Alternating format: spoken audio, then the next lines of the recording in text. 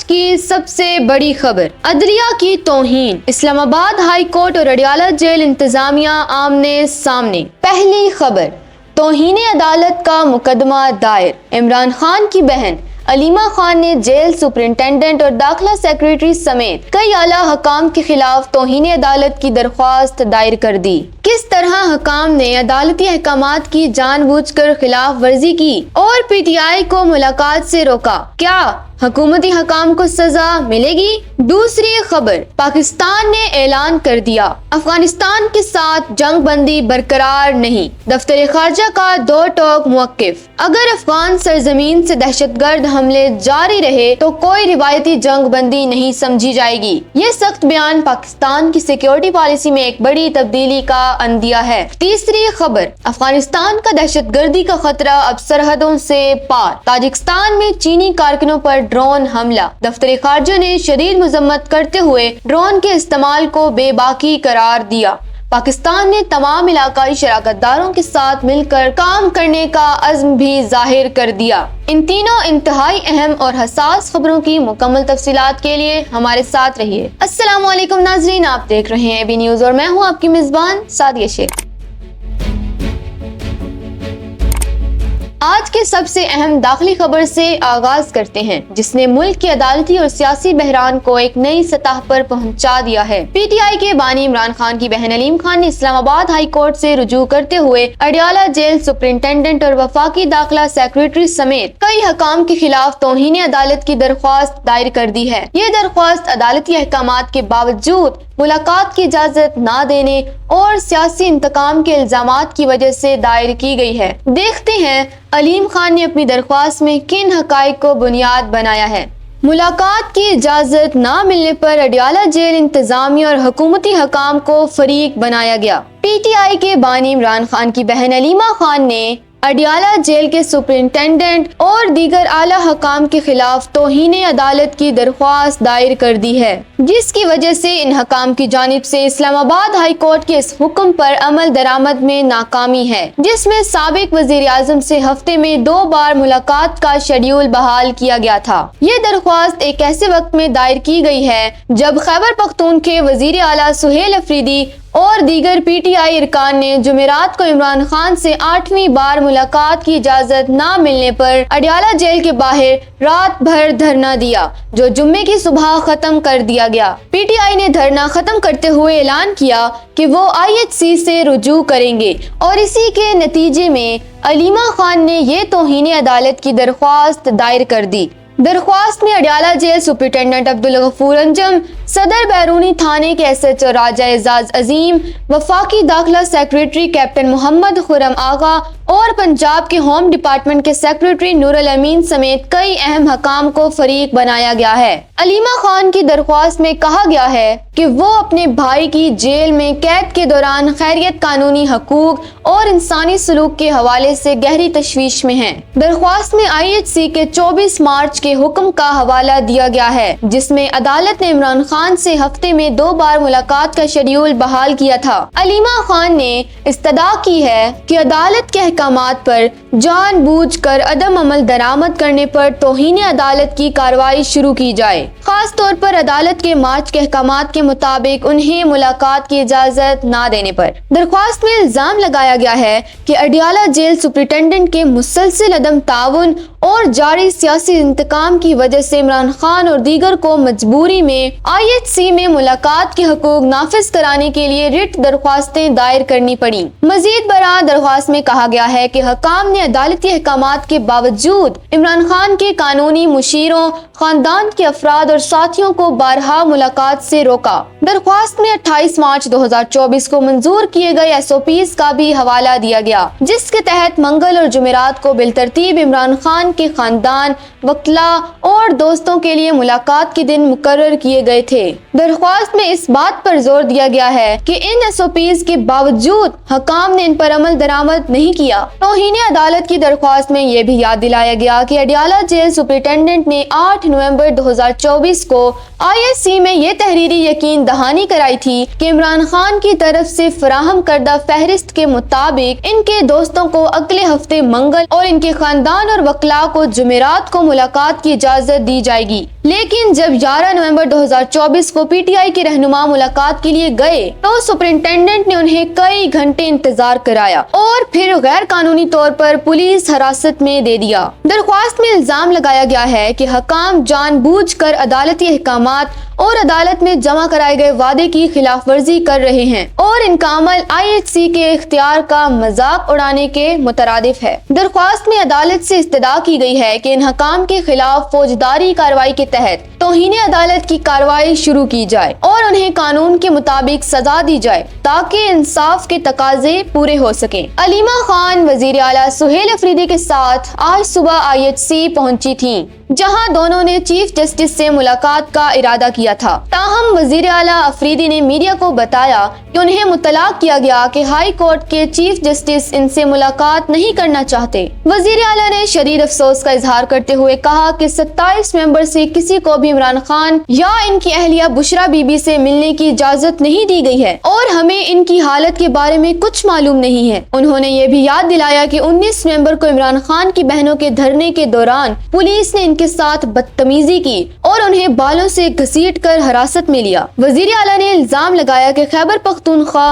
और इसकी हुकूमत को इम्तियाजी सलूक का सामना है और ऐसे इक़दामात मुल्क में तकसीम और नाराजगी पैदा कर रहे हैं। उन्होंने वार्निंग दी कि अगर हालात मजीद बिगड़े तो कोई भी फरीक इसे काबू में नहीं कर सकेगा। इसके अलावा उन्होंने ऐलान किया कि पीटीआई ने आज कौमी असम्बली और सेनेट के इजलासों को भी नहीं चलने देने का फैसला किया है क्योंकि वो अपने रहनुमा और इनकी बहनों को मुलाकात की इजाजत दिलवाना चाहते हैं। वजीर आला ने मंगल को तमाम पार्लियामेंट्रीज को IHC के बाहर पुरअमन एहतजाज करने और फिर अडियाला जेल की तरफ मार्च करने की कॉल दी। दूसरी जानिब वफाकी वजीर इत्तलात अताउल्लाह तारर ने पीटीआई और वजीर आला सुहेल अफरीदी पर तनकीद करते हुए इल्जाम लगाया कि उन्होंने अवाम हुक्मरानी को नजरअंदाज कर दिया है और उनकी पूरी तवज्जो गैर कानूनी मुतालबे पर है कि करप्शन के केस में कैद बानी से सियासी रहनुमाई ली जाए। उन्होंने दावा किया कि ये जेल के कवानीन के खिलाफ है। तारर ने मजीद इल्जाम लगाया कि पीटीआई की एक खातून सियासतदान ने अफगानिस्तान से चलने वाले मुल्क दुश्मन अकाउंट्स और भारतीय मीडिया के जरिए खान साहिब के बारे में एक गंदी मुहिम चलाई जिसका मकसद पाकिस्तान को बदनाम करना था। इस तमाम कशमकश के दरमियान पीटीआई ने एक बार फिर इमरान खान की सेहत पर तशवीश का इजहार किया क्योंकि उन्हें 3 हफ्तों से ज्यादा अरसे से खानदान और वकला से मिलने से रोका गया है। उनके मुआवन जुल्फी बुखारी ने गैर कानूनी तन्हाई पर तशवीश का इजहार करते हुए फौरी रसाई का मुतालबा किया। अगरचे एक जेल एहलकार ने इनकी सेहत को ठीक करार दिया, लेकिन मुलाकात की इजाजत न मिलने पर आलमी मीडिया और सोशल मीडिया पर भी इनकी गुमशुदगी के हवाले से बहस जारी रही, जबकि अंदरूनी वजारत ने किसी भी तबसरे का जवाब नहीं दिया। इसके बावजूद राना सनाउल्लाह और पीटीआई के सीनियर रहनुमाओं ने मीडिया रिपोर्ट्स के बरक्स इनकी सेहत के ठीक होने की तस्दीक की है। और अब एक ऐसी खबर जिसने इलाकाई सलामती के खतरे की संगीनी को बैनुल अक़वामी सतह पर वाज़ेह कर दिया है। अफगानिस्तान से उभरने वाली दहशतगर्दी का खतरा अब हमसाये ममालिक में भी फैल रहा है। ताजिकिस्तान में चीनी कंपनी के कारकुनों पर ड्रोन हमले के बाद पाकिस्तान के दफ्तर खारजा ने इस घिनौने दहशतगर्द हमले की शदीद मजम्मत की है और कहा है कि मुसल्लह ड्रोन्स का इस्तेमाल बेबाकी की अलामत है। पाकिस्तान ने इस खतरे से निपटने के लिए क्या हल बताया है, जानिए इस रिपोर्ट में। पाकिस्तान के दफ्तर खारजा ने ताजिकिस्तान में चीनी कारकुनों पर होने वाले हमले की शदीद मजम्मत की है जिसमें 3 अफराद हलाक हो गए थे। दफ्तर खारजा ने कहा है कि इस वाक़ये में मुसल्लह ड्रोन्स का इस्तेमाल इस बात को वाज़ेह करता है कि अफगानिस्तान से उभरने वाले खतरे की संगीनी और इसके पीछे मौजूद लोगों की बेबाकी कितनी ज्यादा है। ताजिक हकाम ने जुमेरात को तस्दीक की कि अफगानिस्तान की सरहद के करीब चीनी कंपनी के कारकुनों पर ड्रोन और आतिशी असला से हमला किया गया, जिसके नतीजे में 3 चीनी शहरी हलाक हो गए। ये हमला ऐसे हालात में हुआ जब दोशंबा ऐसे वाक़यात पर कम ही सरकारी तबसरा करता है और न ही ये बताया कि हमला किसने किया है। पाकिस्तान के दफ्तर खारजा ने जुम्मे की सुबह जारी करदा अपने बयान में चीन और ताजिकिस्तान के साथ हलाकतों पर ताज़ियत और यकजहती का इजहार करते हुए इसे एक घिनौना दहशतगर्द हमला करार दिया। पाकिस्तान ने इस बुज़दिलाना हमले की वाज़ेह तौर पर मजम्मत की और कहा कि हमले में मुसल्लह ड्रोन्स का इस्तेमाल इस बात की निशानदही करता है कि अफगानिस्तान की सरजमीन से दहशतगर्दी का खतरा कितना संगीन हो चुका है। दफ्तर खारजा ने कहा कि चौंक के پاکستان خود ایک ایسا پڑوسی ہے جو افغان سرزمین سے منظم کیے گئے دہشت گرد حملوں کا بارہا شکار ہوا ہے، اس لیے پاکستانی عوام اپنے چینی دوستوں اور تاجک شراکت داروں کے غم اور دکھ کو پوری طرح سمجھتے اور بانٹتے ہیں۔ پاکستان نے اپنے موقف پر سختی سے زور دیتے ہوئے کہا کہ افغان سرزمین کو اس کے پڑوسیوں یا کسی دوسرے ملک کے خلاف دہشت گردی کے لیے استعمال نہیں ہونا چاہیے۔ دفتر خارجہ نے افغان سرزمین کا دہشت گرد عناصر کی جانب سے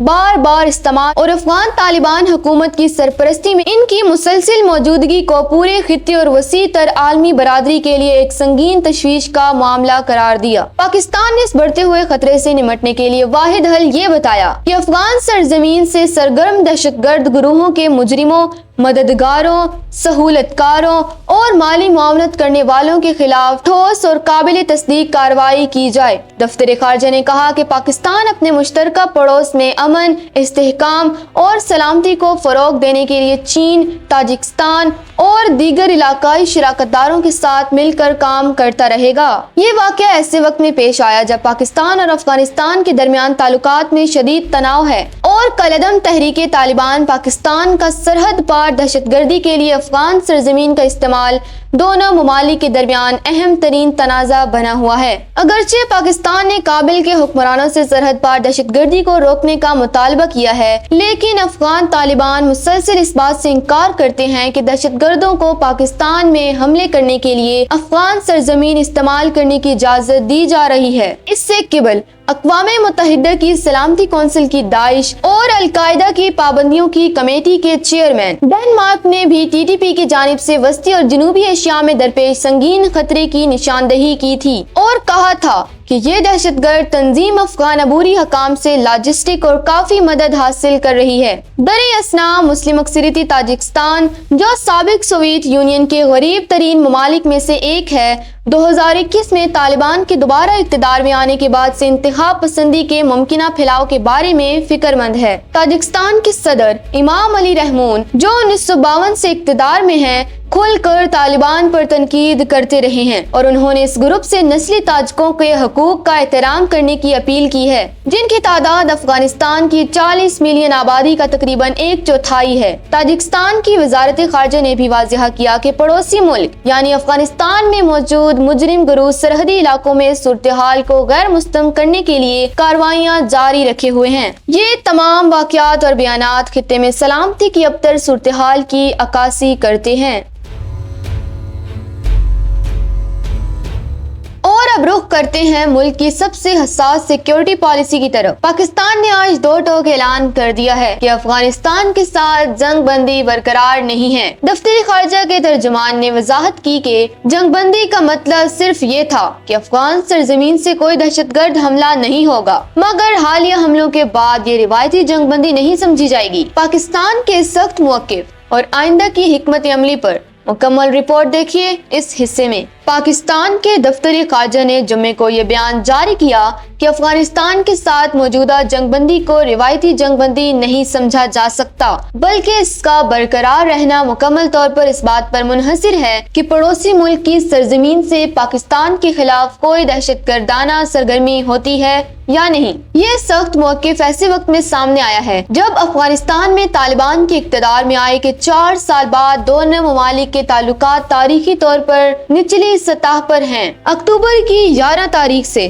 سرحدی گزرگاہیں بند ہیں اور سرحد کے 2600 کلومیٹر کے علاقے پر زمینی لڑائی اور پاکستانی فضائی حملوں کے بعد تجارت ٹھپ ہو چکی ہے، جو 2021 کے بعد کی بدترین جھڑپیں تھیں۔ ان جھگڑوں کے بعد قطر اور ترکی نے ثالثی کی کوششیں کی تھیں، لیکن مذاکرات کے کئی ادوار کے باوجود کوئی ٹھوس معاہدہ طے نہیں پایا۔ دفتر خارجہ کے ترجمان طاہر اندرابی نے اپنی ہفتہ وار پریس بریفنگ میں جنگ بندی کی نازک صورتحال کے بارے میں پوچھے گئے سوال کا جواب دیتے ہوئے وضاحت کی کہ پاکستان اور افغانستان کے درمیان جنگ بندی کا مطلب کسی روایتی جنگ یا تنازع کی صورتحال میں نافذ ہونے والی جنگ بندی جیسا نہیں ہے۔ انہوں نے مزید کہا कि इस जंग बंदी का सीधा मतलब ये था कि अफगान स्पॉन्सर शुदा दहशतगर्द प्रॉक्सियों की जानिब से पाकिस्तान में कोई दहशतगर्द हमला नहीं होगा। ताहम तर्जुमान ने सख्त लहजे में कहा कि इस नाम निहाद जंग बंदी के बाद भी बड़े दहशतगर्द हमले हो चुके हैं, लिहाजा इस तनाजुर में जंग बंदी बरकरार नहीं है। तर्जुमान ने जोर दिया कि अगर अफगान शहरी इस्लामाबाद और दीगर मकामात पर हमले कर रहे हैं जैसा कि हुआ है, तो हम इस जंग बंदी के बारे में ज्यादा पुरुमीद नहीं हो सकते,